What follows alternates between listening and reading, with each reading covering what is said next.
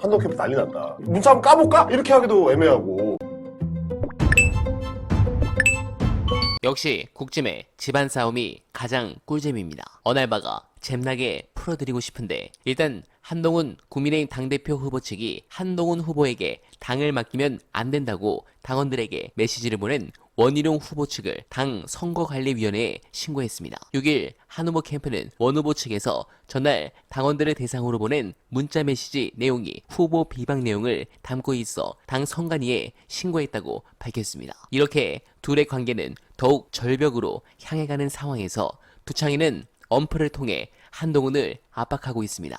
전날 연합뉴스 보도에 따르면 여권의 한 관계자는 총선 기간 한 후보가 대통령의 전화도 여러 차례 받지 않은 것으로 알고 있다고 전했습니다. 즉 두창이 전화도 패싱했다는 것인데 이야 이거 아주 꿀잼입니다.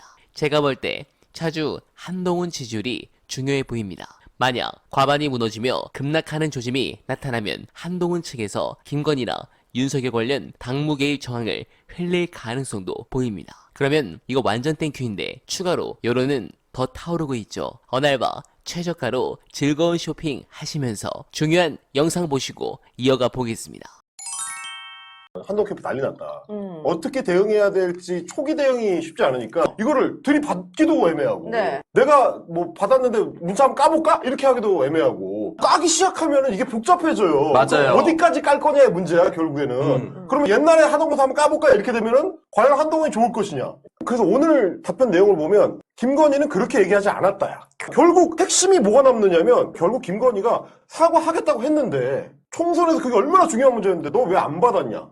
그러니까 말하자면 일부러 의도적으로 무시했다. 일심이잖아요. 일심. 그럼요. 너 우리 당 총선 망하라고 일부러 그런 거지. 즉 그거예요. 김건희가 사과를 해서 공이 그쪽으로 가면 안 되고 진 이유가 윤석열, 김건희 때문으로 가야 되니까. 너는 김건희가 사과할 기회를 일부러 뺏은 거야. 이걸로 지금 가려고 하니까 한동훈이 나가가지고 아니 그 사과한다는 게 아니었다. 딴 소리를 하는 거예요 지금.